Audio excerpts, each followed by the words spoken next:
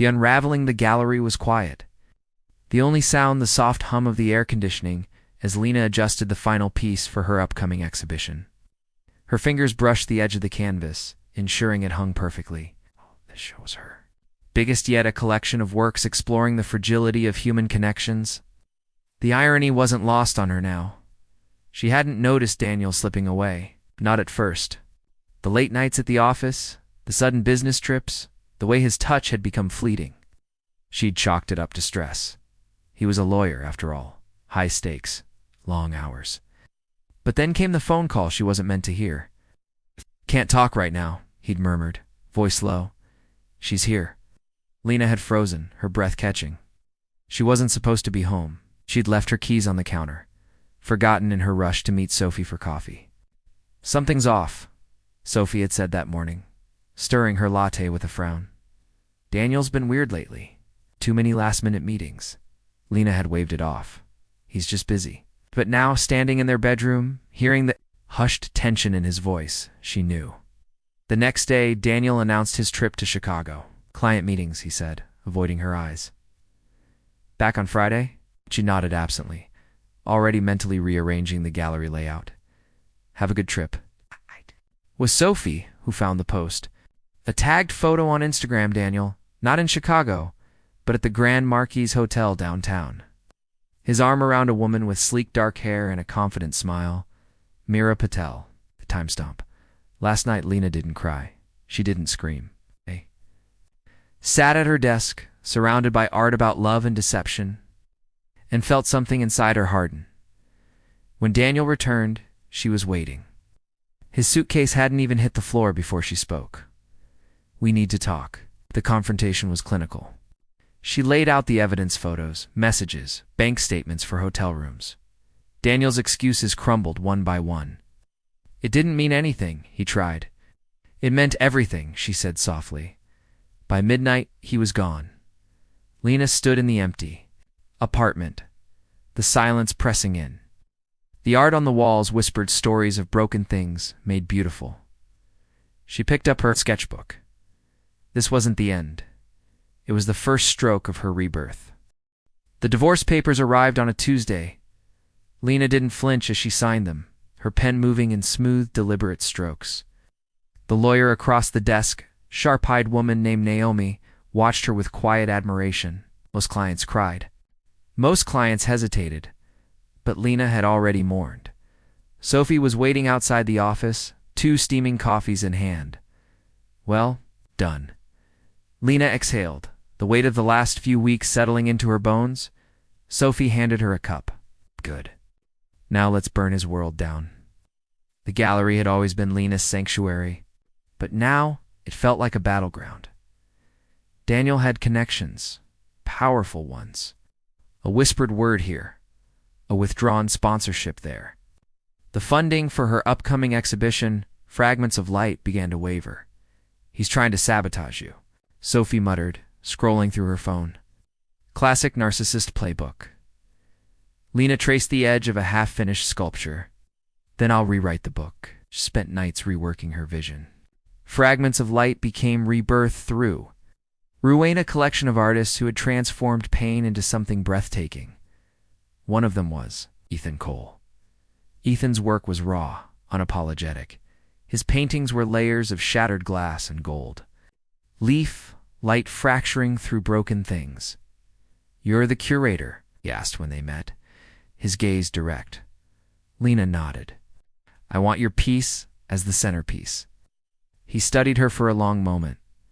"Why?" "'Cause it's not about the breaking," she said softly. "It's about what comes after." Something flickered in his eyes. "Recognition, Sophie, ever?" The journalist dug deeper into Meera Patel. "Oh, this is juicy," she said one evening, tossing a file onto Lena's desk. Turns out Daniel wasn't her only married man. She's got a type: successful, insecure, easy to manipulate. Lena flipped through the pages, photos, emails, receipts. "Does he know?" Sophie smirked. "Not yet." The night before the exhibition opened, Lena stood alone in the gallery. The pieces were hung, the lighting perfect. Ethan's painting dominated the space, a storm of fractured color, light piercing through every crack. She touched the edge of the canvas. A voice. Behind her. "It's beautiful," she turned. He was closer than she expected, his presence warm, steady. "You were right," he said quietly, about the light.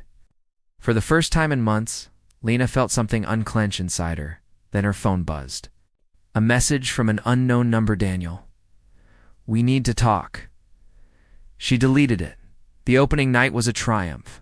Critics raved. Collectors inquired. And in the corner, unnoticed, Daniel watched, his expression unreadable as Lena moved through the crowd. Radiant. Ethan found her later, on the gallery's rooftop terrace. The city glittered below them. "You're incredible," he said simply. Lena smiled. "I'm just getting started." And when he kissed her, it didn't feel like an ending. It felt like a beginning. The morning after the exhibition's triumph, Lena woke to sunlight streaming through unfamiliar curtains. For a disoriented moment, she couldn't remember where she was, then the warmth of Ethan's arm, draped across her waist, brought everything back. She carefully extricated herself, pulling on his discarded shirt as she padded to the floor-to-ceiling windows. Below, the city stretched awake, bathed in golden dawn. Her gallery stood proudly among the skyline, its modern facade gleaming, a rustle of sheets behind. Her regrets. Ethan's voice was sleep-rough, tinged with amusement. Lena turned, leaning against the glass. Not a single one. Her phone buzzed insistently on the nightstand. 12 missed calls. Daniel. 3 voicemails. She deleted them all without listening. Clara Winslow's article dropped at noon. Lena Carter's rebirth through ruin, a triumph of style over substance.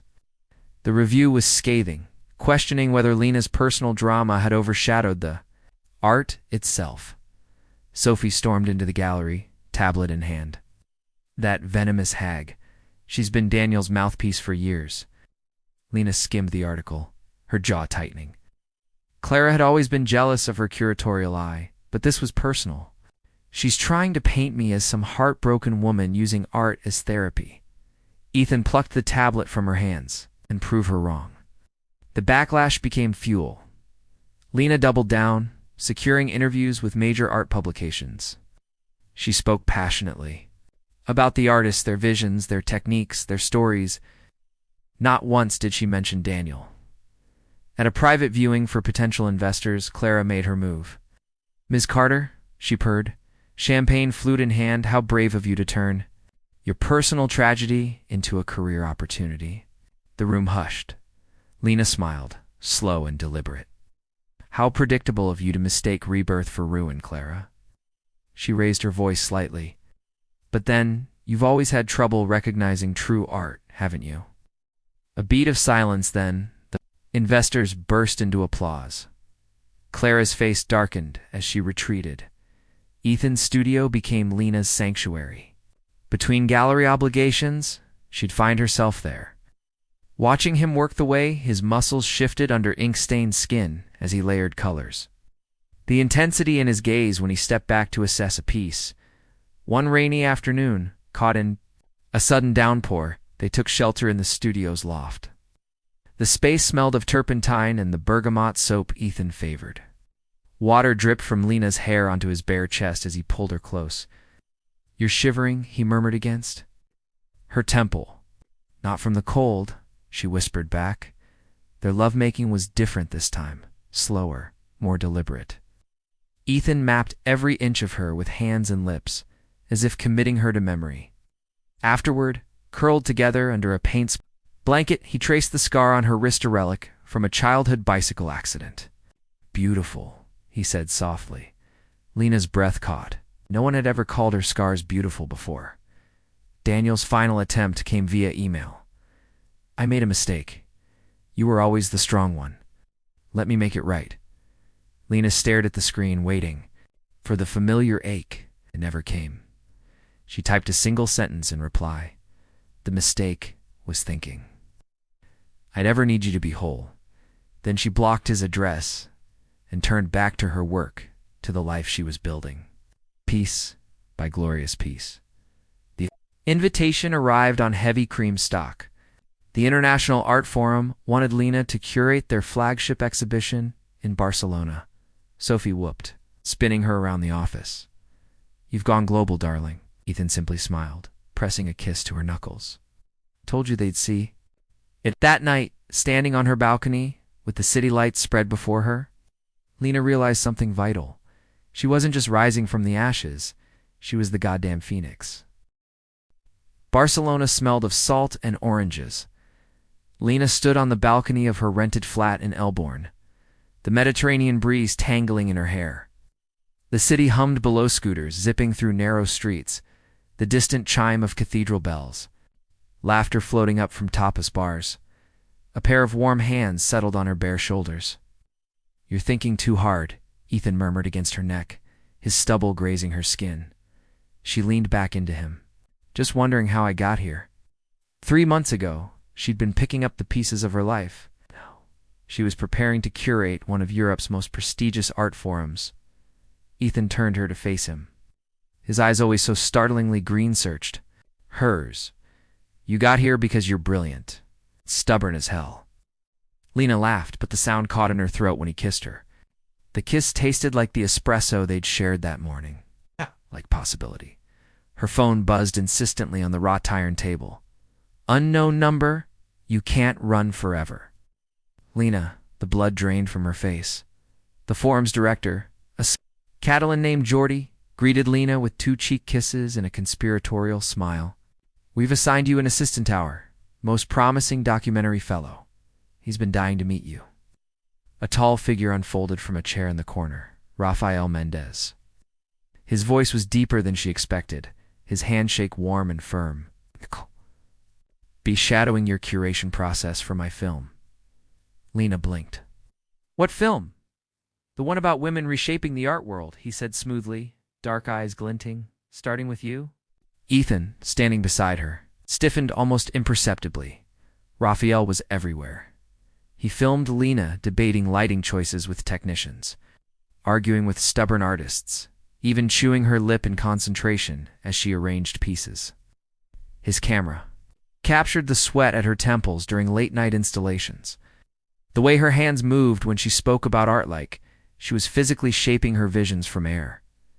One evening, after the crew had left, Raphael lingered. You're different than I expected. Lena didn't look up from the sculpture she was adjusting. How so? Daniel Hartman made you sound fragile in his interviews. Her fingers froze. You spoke to Daniel. Raphael lowered the camera. For context, he's not what I imagined for you. A bitter laugh escaped her. That makes 2 of us. Ethan found her later sitting alone in the half-built exhibition space. You okay?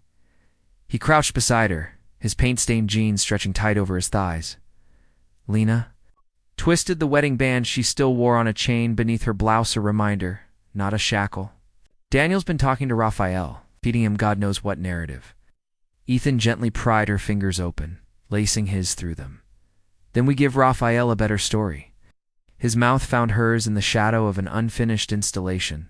There, bodies hidden from view. Lena melted into the kiss, into the solid certainty of him. When they broke apart, flushed and breathless, she realized Raphael's camera was nowhere in sight. For once, they were unweighted. The confrontation came at a gala for the forum's benefactors. Daniel appeared like a specter at the edge of the crowd. His tailored suit hanging slightly loose on his frame, he looked older, diminished. Lena's champagne flute trembled in her hand. You changed your number, he said by way of greeting. She schooled her features into cool indifference, you noticed. Around them, the party swirled wealthy patrons, admiring preview pieces, waiters circulating with trays of cava. Daniel's gaze flicked to where Ethan stood across the room, deep in conversation with Raphael. I just want to explain. No. Lena's voice cut like glass. You don't get to explain. You don't get to reappear when it's convenient. A muscle jumped in Daniel's jaw. You're different. Finally, she said softly, something we agree on. She walked away, her spine straight, the ghost of his grip on her life dissolving with every step. Later, on the rooftop of Raphael's flat, the 3 of them, Lena, Ethan, Raphael watched the sunrise over the Mediterranean. Raphael scrolled through footage on his camera. This... ... He zoomed in on Lena's face as she studied a piece, alight with quiet intensity. This is the story. Ethan's arm tightened around Lena's waist. She leaned into him, watching the first golden rays paint the city in liquid light. Barcelona stretched before them, ancient and vibrant, rebuilt and reborn 1,000 times over, just like her. The morning of the Forum's grand opening dawned clear and bright, the Mediterranean sun painting Barcelona in molten gold. Lena stood before the floor-to-ceiling windows of her flat, naked except for Ethan's shirt, watching the city come alive. Behind her, the bed creaked as Ethan stirred. "Come back to bed," he murmured, voice thick with sleep. Lena smiled but didn't turn. "Can't. The install team arrives in an hour." Warm hands slid around her waist, Ethan's bare chest pressing against her back. "Then we'd better make it quick," he whispered against her neck, teeth grazing the sensitive spot beneath her ear. Her breath hitched, the doorbell rang. Raphael stood in the hallway, camera already rolling. "Big day," he said with a grin, ignoring Ethan's glare over Lena's shoulder. "Thought I'd capture the prep." The exhibition space hummed with last-minute activity. Technicians adjusted lighting, translators prepped audio guides, and Lena moved through the chaos with quiet command. The show Fractured Light was her boldest yet, a dialogue between brokenness and brilliance. Featuring artists from 15 countries, Jordi appeared at her elbow, his usually composed face tight with nerves. The critics from Le Monde and The Guardian just arrived, and he hesitated. "Daniel is here." Lena's hands didn't falter as she adjusted a sculpture's placard. "Let him stay." The crowds poured in at noon. Lena watched from the periphery as guests moved through the space, pausing before Ethan's towering centerpiece. A canvas of shattered glass and gold leaf that caught the light. Like a prism, Daniel found her near the Japanese artist's installation. "You did this," he said quietly, gesturing to the bustling gallery. "All of it." Lena studied him, the new lines around his eyes, the way his expensive watch slid loose on his wrist. The man who had once been her entire world now felt like a stranger. "Yes," she said simply. His throat worked. "I thought, don't." She cut him off with a raised hand. "Whatever you came to say, save it. This isn't about you." Across the room, Ethan caught her eye and smiled. Daniel followed her gaze, his shoulders slumping. "I see." The after-party spilled onto a rooftop terrace overlooking the city. Raphael's documentary played on a loop against one wall, Lena laughing. With artists, Lena wrestling with crates, Lena asleep on Ethan's shoulder in the back of a taxi, Jordi raised a glass. "To Lena Carter, who proves that, from broken pieces, we make something brighter." The crowd cheered. Ethan pulled her close as fireworks exploded over the harbor, their colors reflecting in his eyes. "Proud of you," he murmured against her lips. Later, when the party had dwindled to just the three of them, Lena, Ethan, Raphael, the filmmaker finally lowered his camera. "It's done," he said, pouring them each a final drink. "The real story wasn't the art, it was you." Lena looked down at the city, at the labyrinth of streets where she'd lost and found herself in, realized with quiet wonder she was exactly where she was meant to be. Epilogue 6, months later. Lena's phone buzzed during the Fractured Light. Opening in New York, unknown number. Saw the Times review. "You look happy?" She deleted the message and turned back to the crowd, to Ethan laughing with her artists, to Sophie waving an excited hand, to the life she had built from the ashes. Somewhere, a camera flashed. Lena smiled.